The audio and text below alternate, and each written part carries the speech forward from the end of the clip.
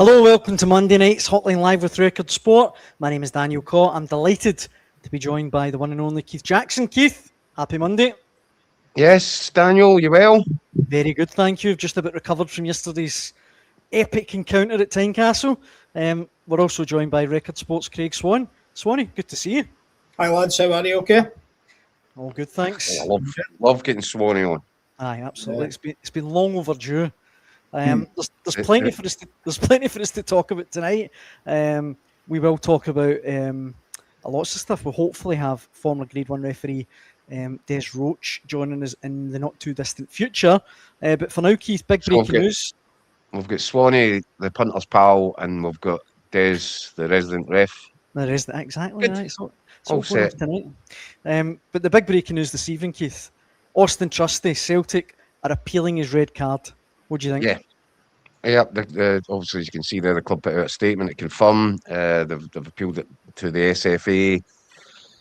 I don't know where we're supposed to go with it. I said to you my view yesterday. I was really surprised when it was just an initial yellow card. I didn't think that was the right decision. I thought the referee bottled it. And I think the red card was the right decision. And I've looked at it now from every conceivable angle, and I just don't see. I don't see where the argument is against the red card. Liam Scales is about 15 yards behind. There's no way he's getting back, and Dane Murray's 10, 15 yards to the left, and the ball was going slightly to the right. So I don't see what the argument is. But good luck, Celtic. Obviously, well, no, seriously, if Martin O'Neill was clearly not happy with it, so appeal it. That's what the system's there for. But I personally, I don't see what the argument is. I'll be very interested. We're hoping that Des joins us. I'll be very interested to get his views on it. Swanee, yours? I'm kind of mixed on it, Keith, but there's one thing that stands out to me massively, and I'm also very interested to know what Des has to say about it. Had Stephen McLean brandished a red card immediately, I would have said, fair enough. I think everybody watching the game would have said, fair enough. I think Auston Trusty would have said, fair enough. Yeah. The fact he didn't and brandished the yellow card, then it becomes the question, is it clear and obvious that Landry Kabore is getting that? He's gone away from goal. So the first touch is to take him back towards goal. One of those heavy first touches for a set. You know what I'm talking about, don't you? Knocking maybe 10 yards, so the next one's a strike at goal. So a lot of people will say, yeah, he probably would have done that. But I've heard people say he wouldn't. My point is, I thought it had to be clear and obvious before VAR got involved. Mm-hmm. I think there's too much subjectivity in this. Too many people have got different views on it.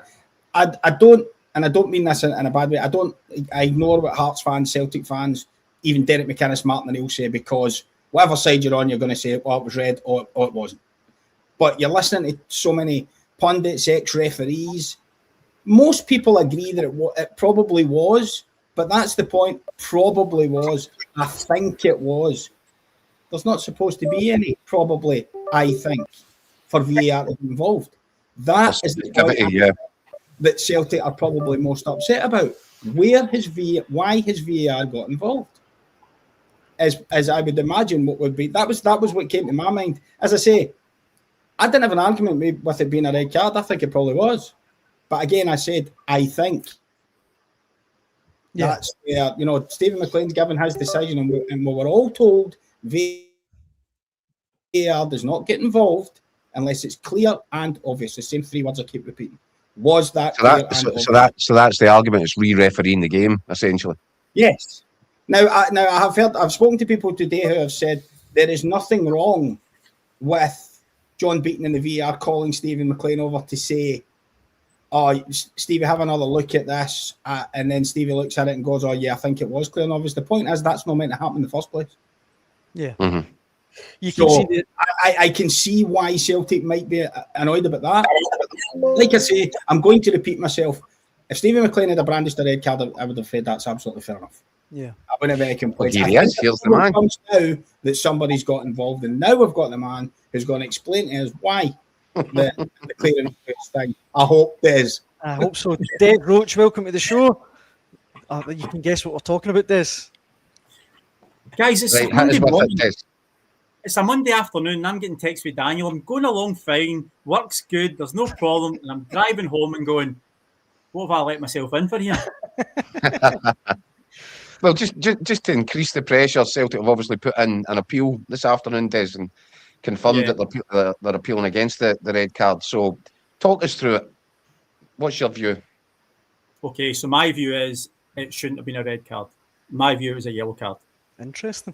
Okay, so there's a couple of criteria that falls into play, and we'll come to the VAR intervention in a minute. So when you're looking at denying an obvious goal score opportunity, you've got to look at criteria that's set there from it. So the first one is distance to goal.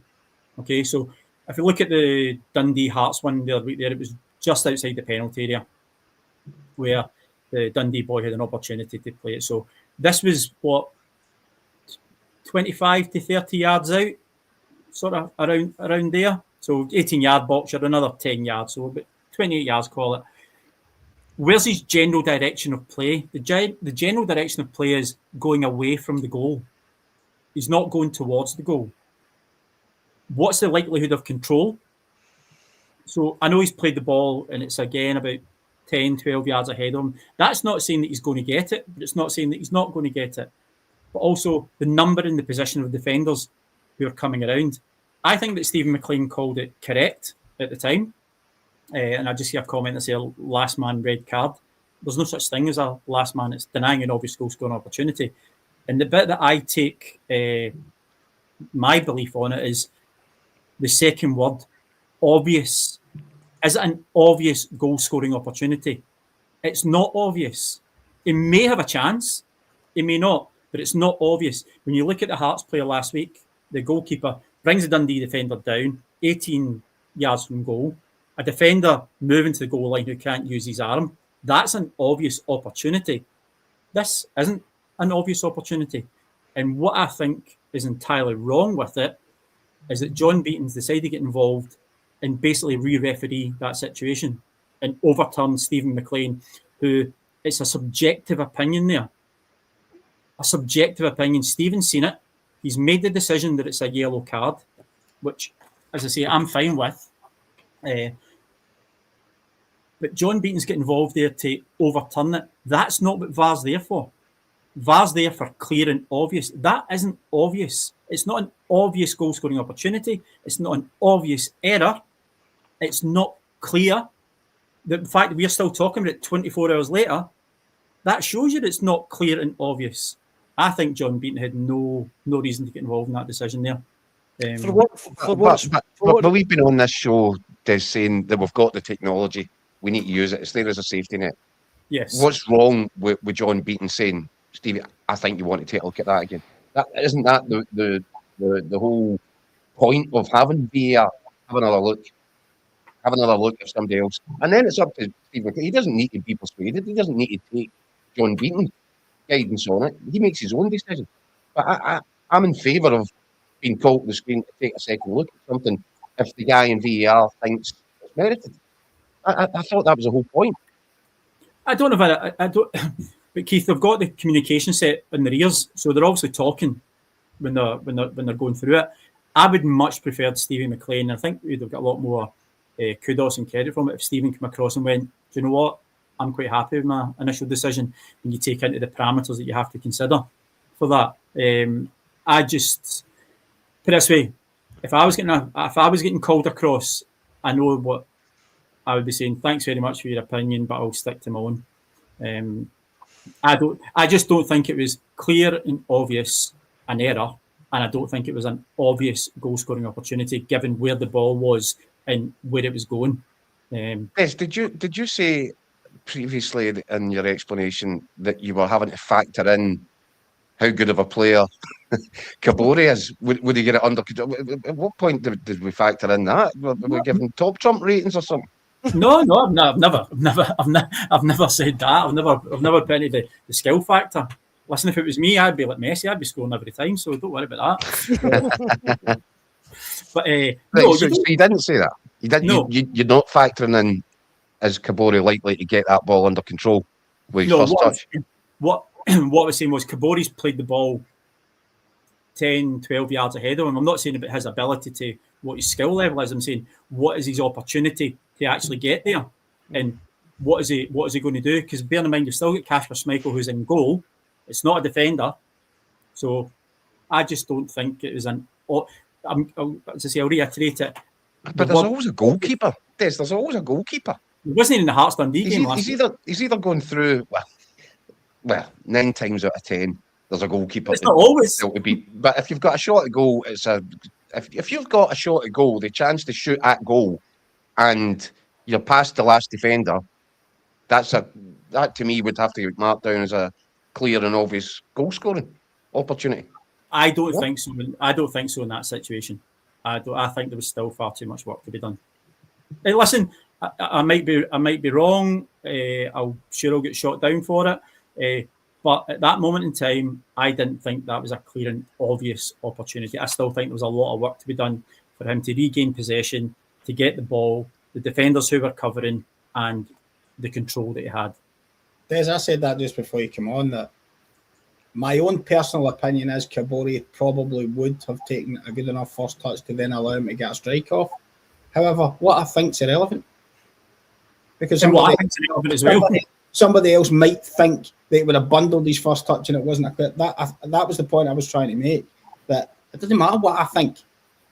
Was it clear and obvious that he was going to have a strike at goal? To me, that is the only criteria where John Beaton is supposed to get involved. That's what I thought.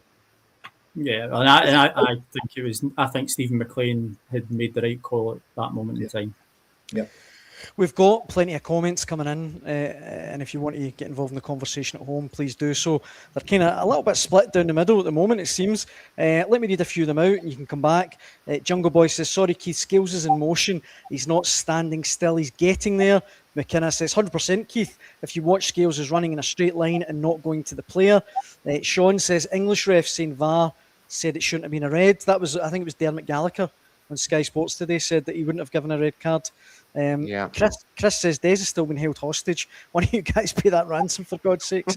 We've all got on that. Peter says player going towards the corner flag, another defender near the goal. Clearly someone has not played football, but it stands for the moment. I would appeal it definitely. Hold on, look at that visual there, right? The still. Where's Scales? He's about 15 yards behind Kabore. He's a long There's way no off. way he's catching him in a foot race. Just no way. And that's an opinion, Keith. Well, unless he's wearing a jetpack. No. And the point I've been trying to make was I have said it all along. I personally think it was a goal-scoring opportunity. I think he would have got a shot at goal. I think the argument or the point is it doesn't matter. Why is getting involved? Yeah. I think that's the argument, as Des says, it needs to be clear and obvious. It doesn't matter what I think. It doesn't matter what anybody thinks. I think he'll take a good enough first touch and then be 1-on-1 with the goalkeeper. Then it's up to him whether he scores it. But it is a clear, obvious goal-scoring opportunity for me. But it doesn't matter what I think. VAR's not supposed to get involved unless it's clear and obvious. And it's not clear and obvious. Everyone's arguing about it. So it's not clear and obvious. To me, anyway. Just to finish those I comments. think it's a different argument, Swanee, but I get you. I hear you. Yeah. Aye. Just to finish, that Des Rebel says Des hitting the nail on the head. Beaton's had 2 or 3 of these, too many wrongdoings. Well said, Des. Alan says, I'm a Rangers fan and that's not a sending off. Too many mistakes from referees and VAR this season against all teams. The other one that I wanted to pick your brains on, though, Des, involved Liam Scales. I think this was halfway through the second half. Kizaridis had a brilliant chance to make it. I think it was 1 each at the time. But Scales was kind of caught in camera in the build-up to it. It looked like he collided with Jack Milne. It looked like he basically booted him in the thigh. I can't really tell Harry Milne, sorry. I can't tell if he pulls out in time. How did you see it? When I was watching the game live, it wasn't really. It never really sort of flagged up to me. Yeah. So the fact that it never flagged up to me must have meant that I wasn't overly concerned about it. Well, what actually happened is that Harry Milne there is getting the head flick, and he flicks on, and Kizaridis comes onto it, and that's where Schmeichel makes an incredible save from. Oh, no, that was the Scales block, Keith. No? Scales blocked it. Oh, sorry, you're right. Scales actually, you're right. Scales goes into that challenge there and then carries on and makes an incredible block in Kizarides. That's right. It was a real goal-saving contribution from him. But I must admit, it wasn't until people flagged that up today that I was even aware of any coming together. It didn't at full time, or sorry, at real speed. It didn't look like anything to me. No, and there was nothing made of it in any aftermatch footage you've seen in highlights or any. Derek McInnes certainly brought up. So yes, when you look at it there, you think, okay, is there something in it? But the fact that we're 24 hours later and we hadn't thought of it, then I don't really think there's an issue to answer there. What about the appeal itself? There's a lot of people asking, do you think it will be successful? I don't think it'll be successful. So you don't think it was a red card, but you don't think it'll go overturned, basically? Yeah, because I think that the SFA will back their guys. And bearing in mind, some certain referees are held in higher esteem within the SFA than other referees, and some VARs are held in higher esteem than other referees. I think that they will back up John Beaton on this, and I don't think it'll be successful. And as I say, I don't agree with it. I don't think it's a red card, but I think the SFA will back him up. So it's a stitch up, carve up. I've never said that. You said that. Brilliant attempts for headlines there, Jacko. Listen, I've been doing this long enough now. I know when to bite and no bite. You're a vet now. The other thing that we wanted to get your take on, Des, was the Rangers penalty against Dundee yesterday. I think it was Astley. It was Astley on Raskin. And the thing you should always remember about Astley is he's never going to give you up. So it's... Oh, dear, no. Well, he brought somebody down. That's true. Well done, Des. That's true. Thanks for saving me there. I wish you'd have two-footed Daniel there. I'm sure I've got a yellow card or a red card in that other straight red, Des. Straight red. I've been saving that up all afternoon. There's no questions. What he should have done is he should have made the foul earlier rather than let it get to there. But yeah, there's no issue with that at all. Well, you say that, Des, right? Uh-huh. But there was a very, very similar. So what's happened there is I think Raskin's got his shot away and then he's clattered. Yeah, inside the penalty box. Penalty kick. Yeah. There was a very similar one at Tynecastle. I think on Kabori. Was it Scales on Kabori? Well, Kabori got a shot away, kind of screws it wide, and then he's clattered. And it's that these are the moments. You know what? The C word I'm going to use: consistency. Keith, we see this every single week, and we'll see 5 of them next weekend. Yeah. When a winger's going to the corner, he's going to hit the byline. He just gets there before the fullback, and then he's clattered. Clatters him, and he ends up on the boards. If there's 6 of them, 3 of them will be a free kick, and 3 of them won't. Yeah. And that's what drives people nuts. Yeah, and that's always going to be the issue. That's always going to be the issue, Craig. See where you've got humans who are involved in this game. Yeah, you're going to have mistakes. Yeah, and I don't really have an issue with that, Des. I can accept that. You know, I understand that that's how it is. Some guys who played the game and think, oh well, he got his cross in, that's it. The fullback can't stop. He's collected him, and another guy will think that's still dangerous. You've collected him after the ball's away. I get that. I understand people see it differently. I do, and I do think it was a penalty yesterday because I think it was pretty reckless when he caught him just after he got the shot away. But I'm quite sure there's people at home saying, "I got his shot away, caught him after it." And again, that's your subjectivity coming into it again. I thought it was a penalty. I just wish it was uniform. I wish it was streamlined. I wish there was clear guidance, and I wish that all referees were singing from the same hymn sheet because I think it would be a lot simpler for us. And is that not what we come down to? What we've said in this show numerous times is. It's about the coaching and the information that they've been given and what they've been asked to do. Yeah. Just like a man. But is there a hard and fast guideline on that then, Des? You've got a certain amount of time after the ball's away. If you go through someone, so that's just pure. So maybe that's a case for something being laid out. If somebody gets caught after a ball's away, it doesn't matter if the ball's away. If they're caught in a dangerous fashion, that's a foul. Or a penalty. Maybe if they just laid out, or is that just creating too many rules again? I was going to say it's probably going to overcomplicate it. There's enough going on at that time that the referee's given a penalty having to deal with obviously Dundee players who are going to be not the happiest. I think it's just adding more ingredients to the the pot. No, I agree. It's just when you're saying if it's something being hard and fast, I agree. No. I just think it's how football is. It's opinion stuff, and unfortunately, or fortunately, referees are part of it. We're going to have opinions on things. That's it. Keith, was there any other refereeing decisions we wanted to get Des' take on? I'm getting old now. I can't remember if there's anything else. Not that I can think of from the week. I think we've covered the main controversies. And Des has confirmed that obviously Rule 101 in the referee's sort of guidebook is penalty to Rangers. So again, not my words. I'll be asking Des about that photo finish in the dark at Cheltenham on Saturday if this goes on any longer. No, I think they're all good, but but this is why it's important, Des. I've taken a different view, but I really appreciate getting kind of the referee's sort of angle on it. For me, the Trusty thing's a red card. I actually thought the referee at full speed. I think he's bottled the red card, and I wonder about VAR, and I wonder about referees making decisions because they know they've got a safety net. Maybe is it easier to book somebody? That worries me. That really does worries me too.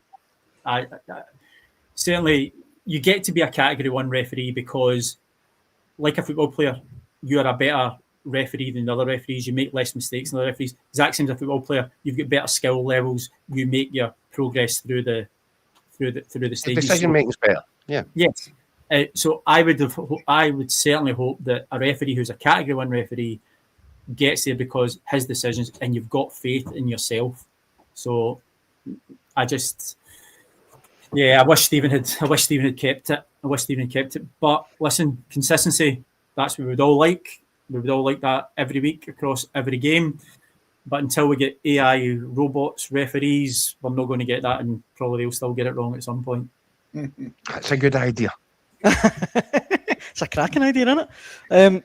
Des, I love having you on, and I dare say it won't be too long before I am pestering you again. But thanks very much for joining us on Monday Night's Hotline Live.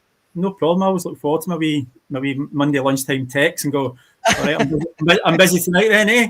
We'll try and get that hostage fee paid for you as well, that ransom. Right, well, do you know what?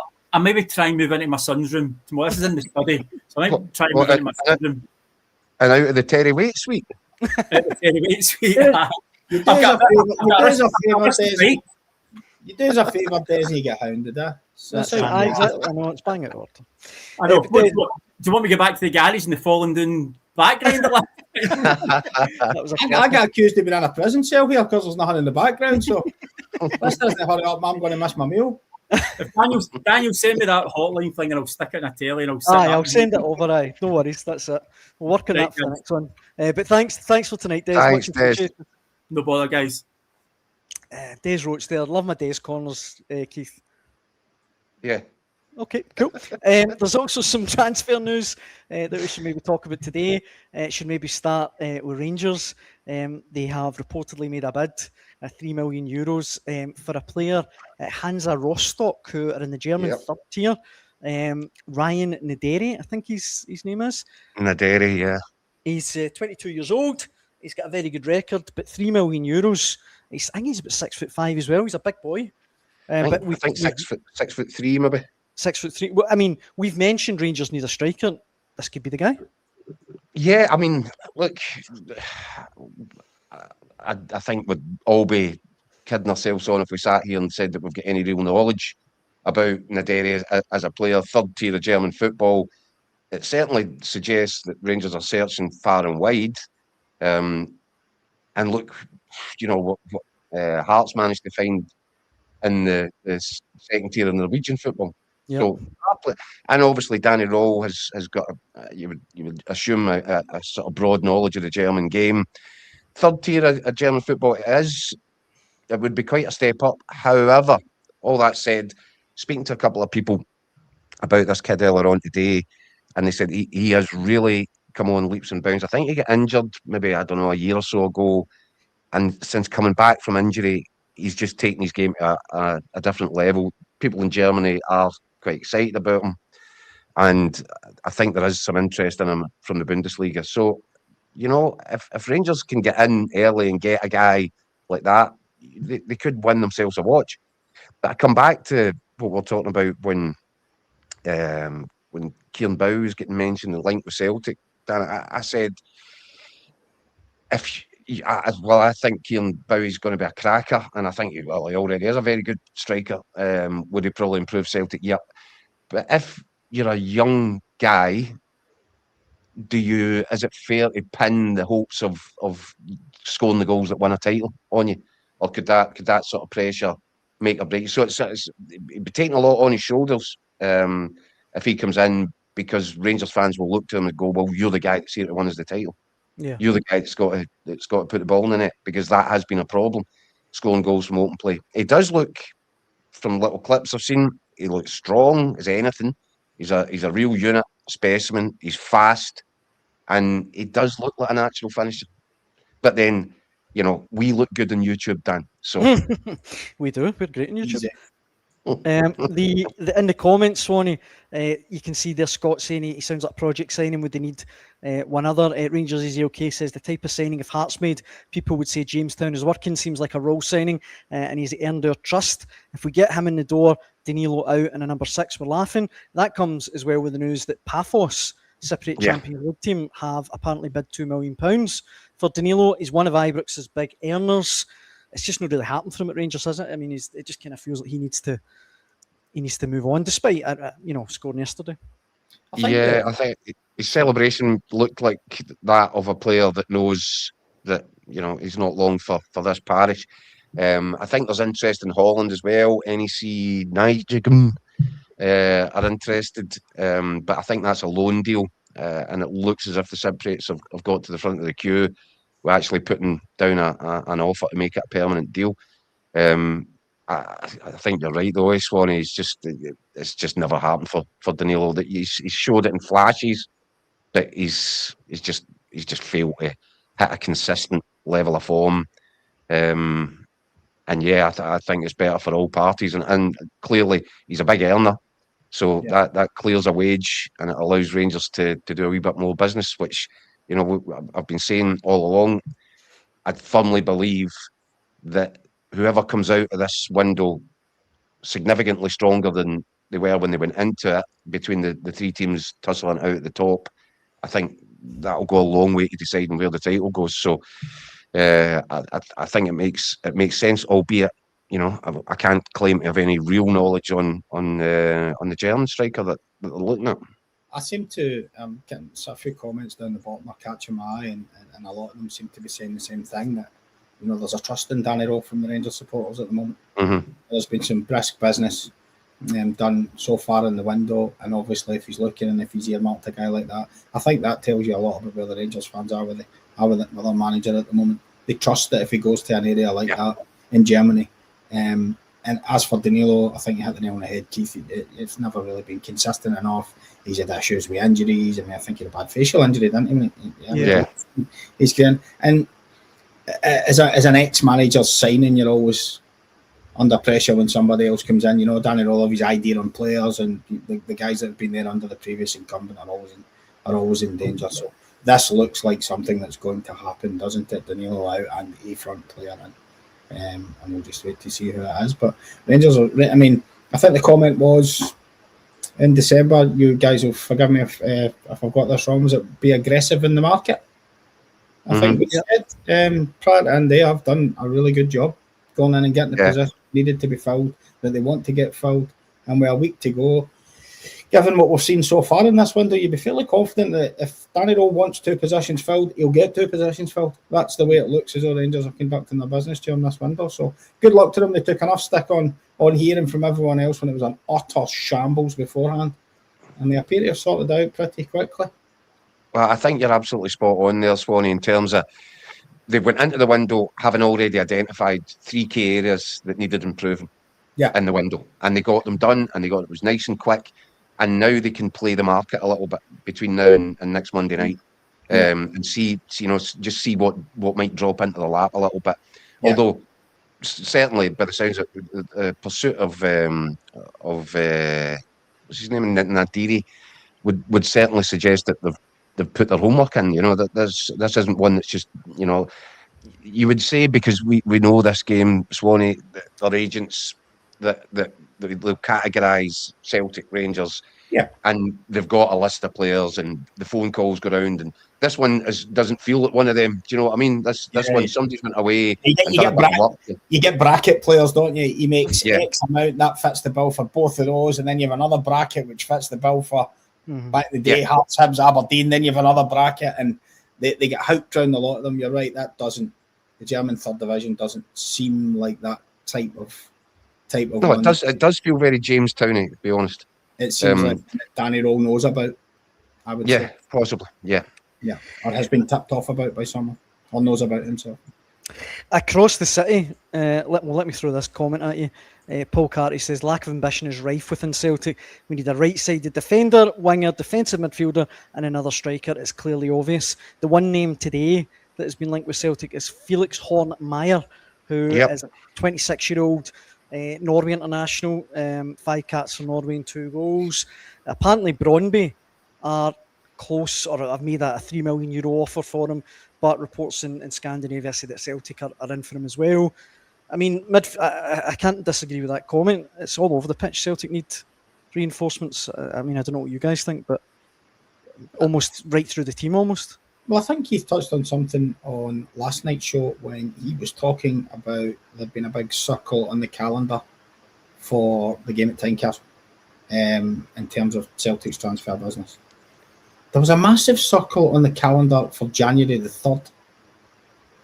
And Celtic needed a striker, and somebody, I'm sure it's been touched upon on here, somebody should have been identified and in there in Hogmanay and ready to walk out on 1 minute after midnight and sign. So he's got a couple of training sessions before he plays. And what was the game where Celtic could have effectively halted the bandwagon that Rangers had started to get rolling and almost put them out of it by winning that game. And the negligence to not do that was bad. Now, you give them the benefit of the doubt and you say, okay, maybe there was one that Wilfried Nancy had maybe, and they weren't sure about him, so we don't want to be signing a striker in case it's his striker. And now, I don't think a club should be run like that anyway. You should have your guys in your lists anyway. They should have known what was going on. But for Nancy then to go and them still to be scrabbling about in the week before the Hearts game, before they bring in Quinkara, and still a shed load of positions needing covered prior to yesterday's game at Tynecastle, and they still need filled with 7 days to go. And on the evidence of what has been shown, Celtic this season have been a catalogue of mistakes, one after the other, from missed signing deadlines for the Champions League to managerial appointments. It's been a catalogue of errors. And I don't think there is any Celtic fan could sit on their couch watching this with any confidence that Celtic are going to bring in the bodies that they need. Now, Swanee, they may prove everybody wrong and they may come up with the ones that they need. But the track record of this season will tell you that's not going to happen. Yeah, but Swanee, it doesn't, in my book now, it doesn't really matter, because whatever Celtic do now is going to feel like 3 a.m. in the chip shop, isn't it? Yeah, 100%. That's effectively, they've had 26 days. They've got somewhere 60, 70 million pound sitting in a bank. They've had 26 days of January and they've not spent any. Well, there's been 2 games against the 2 challengers that Celtic faced for the title, and Celtic have taken 1 point. Yeah. And they've got a manager in there. Those 2 games could come back to haunt them. Yeah. And they've got a manager in there who is breaking his back to try and salvage something out of this season. And I think he deserves to be shown more respect by the board. I think they've let him down. And I don't care now if Celtic produce 4 or 5 loan signings between now and next week. They've let Martin O'Neill down by failing to provide him with the bodies of the recruits, the reinforcements that he needed 3, 4, 5 weeks ago, whenever it was. Yeah, I still think if they can get bodies in the right amount of the right quality and they were to rescue it, then you would say, okay, a pass for recovery. It still won't make up for the mistakes that have been made prior to it, but at least it would salvage something. Well, I mean, But in the comments, like I say, if you're a Celtic supporter sitting right now, what confidence have you got in that happening? well, funny you say that, Sonny, because in the comments, rather, Gordon Livingston says, "Are you guys naive enough to think Celtic won't bring in serious reinforcements? They will before the window closes." But Davy Hoops says, No, but that's not the point. The point is it's too late. Yeah. This is the point. They've had 26 days. The business should be done. They shouldn't be cutting about in the chip shop at 3 a.m. looking for a late tap in. It's, this is another sign of a club which has not been strategically run properly. Yeah. And I fully expect Celtic will make signs. But then I did say that towards the end of the summer window. I was convinced that Celtic would spend significant numbers. We were naive enough to think that a replacement for Kyogo and a replacement for Nicholas Kuhn would have been found prior to Champions League qualifier. Yeah. So that shows where so maybe we're naive. Davy Hoops, shy. Davy Hoops says, "I have a feel that Tisdale and Nancy have blown a hole in Celtic's chances this season." Look, I know, as we say, it's a week tonight. The window closes, but how do you see it now, Swanee? I mean, Celtic. Mick Gannon actually yesterday said that he thinks it's basically Rangers' title to lose. How do you see it? I think if the transfer window closed in the next 5 minutes, then I would say Rangers just favourites. Yeah, I would agree with Mick. Just favourites, and you would have to say Hearts second favourites if the transfer window closed in the next 5 minutes.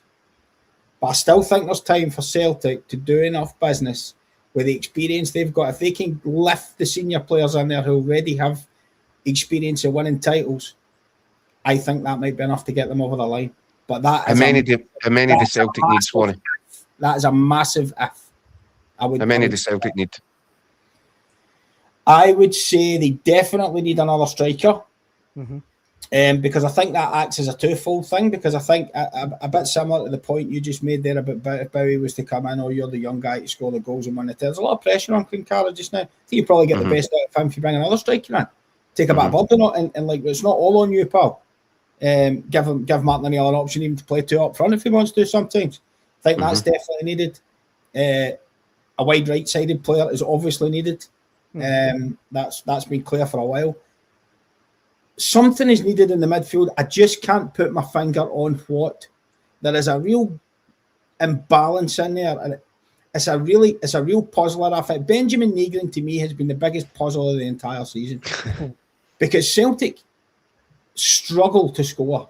The front players are not coming up with the goals that they should be. And Negrin's numbers this year, and not just the numbers, the importance of the goals. Yeah. First goal to break the deadlock at Pittodrie, a couple of goals in Europe against Sturm Graz, which turned that campaign, the clinching, the winner at Falkirk. He's come up, the free kick at times, he's come up with some massive goals. Yet, when he plays, I think Celtic look weak from general play. And I just don't think the balance is right in there in the middle of the park. I think Callum McGregor ends up getting overrun. Arne Engels and Rio Hattati haven't done enough. The first spell of Martin O'Neill's interim period, I thought those two were terrific. It looked like those two were really coming to the boil. And Wilfred Nancy arrived and it all collapsed again for the pair of them. And they haven't yet picked it up again. So I think something might be needed in there. Tricky in the defensive side. I understand the situation there. Probably one more in there. I think goalkeeper's fine. I think Sinisala's a fine backup to Schmeichel. I think they've got the right back in with a lad they signed from Bournemouth. There's two left backs here. Sriracha will be back from injury soon. You obviously have to be kind of careful. You can't go out and sign a £10 million left winger when you've got Jota at the club. It doesn't work like that. Everybody knows it doesn't work like that. So you need to try and find maybe a loan to come in and play there and at least give Dyson Maeda a couple of nights off. Because if he's got to play every game between now and the end of the season, what's already been shown, it's becoming a bit of a struggle for Dyson Maeda, to be perfectly honest with you. So maybe one on the other side as well. I think they need 4, maybe even 5. And as I say, given the track record of what's happened in the past 2 transfer windows, good luck. And given the fact we're sitting here on Monday, the 26th of January, 26 days in, and they've got 2 loan players in. Yeah. I mean, as we've just kind of went over, I mean, I've got zero faith they'll get 4 or 5 players in. Yeah. Zero faith. I mean, you speak about the Wilfred Nancy thing, and I probably made a mistake there of talking about that in the sense of holding off. The players should have been identified before the end of September. after the close of the August window when Brendan Rodgers was still there.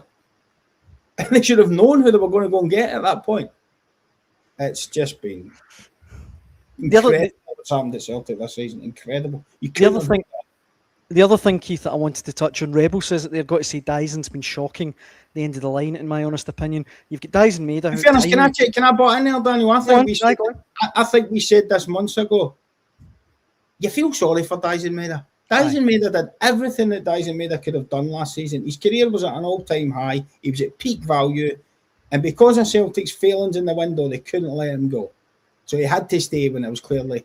And, okay, it's quite right for everybody to say, well, still a Celtic player should be. Dyson Maida's getting asked to, he's been asked to do 3 jobs since last January. Or play up front, or play wide. And in some games, he was playing both all through the end of last season. And it's been happening again this season. Chopping and changing, up front. What? Nonce had him as a 10. I mean, unbelievable. He played him as a wing back in one game, I think. I mean, come on.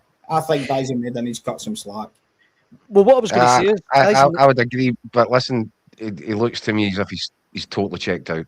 I felt Hatate as well. Maybe I've been well, look, the red card in Bologna was a bad moment for Rio Hatate, a really bad moment. I think he was guilty of letting his team down, and more importantly than what I think, the fact that Martin O'Neill dropped him onto the bench and left him there at the weekend, despite the fact that his mates had got to do a double shift without him in Italy on the Thursday night, and he wasn't even trusted to come off the bench at Tynecastle when Celtic looked as if they needed a bit of life and energy and legs in the midfield.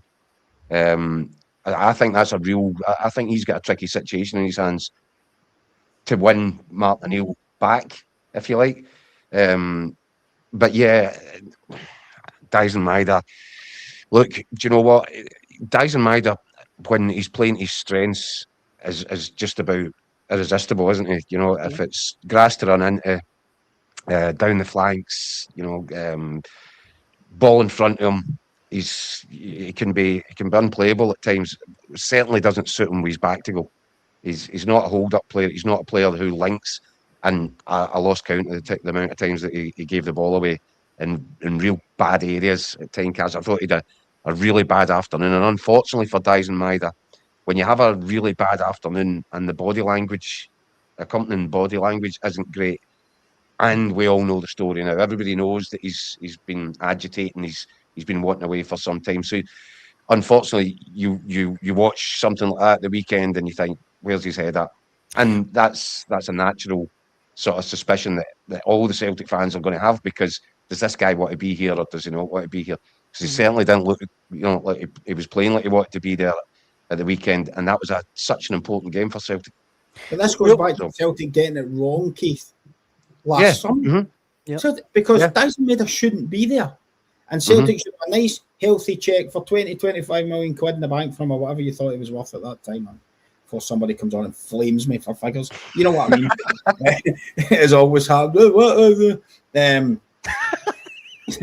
know, they should have got maximum value for this guy. And now they've ended up with a player that shouldn't really looks like damaged goods. It's just, and so not only is he not playing to the same potential as last year, Celtic are going to get nowhere near the figure they would have got last year, which would have been able to reinvest in the new striker that they're going to get. It's been one mistake after another. And we all know the model. You know, you pitch to a player, you stay for 2-3 years, you get your big move if you play well. Rebel says he's been here 5 years, Craig. We should have let him go last year. Yeah, and if you're an agent, Daniel, you think twice about bringing someone in the future. Right. Because that's always been the model that Celtic sell. The model. You come here, give us 2 Champions years. League. We give you a platform in the Champions League. You score goals, and you will get your move. Well, Dyson Maida ticked all the boxes. You come, you score the Champions League, you win medals, you'll get your move. Didn't happen.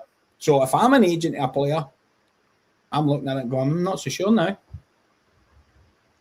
Aye. I mean, in the comments, Kev says, good point, Craig. We'll be lucky to get a bag of cans for Maida now. And just finally, AGSC Tech says, all pressure on Nicholson this week. If he doesn't deliver signings, I think we will see scenes we've never seen before at Celtic Park. all concentrated on Nicholson, just all on him. It is going to be a huge week, particularly for Celtic. I don't think that's necessarily fair. There's clearly the recruitment team are a lack of done something. Aye, absolutely. I think, though, for now, that brings us to the end of Monday Night's Hotline Live with Record Sport. Thanks so much for the comments coming in. They've been absolutely brilliant as per usual. We'll be back to do it all again at 6 p.m. tomorrow. Swanee, it's been a pleasure having you back. Nice to be back, boys. Keith, good having you on, Swan. Pleasure. Yep, and we'll do it all again tomorrow, Daniel. You were making French onion soup last night. What's for dinner tonight? I don't know yet.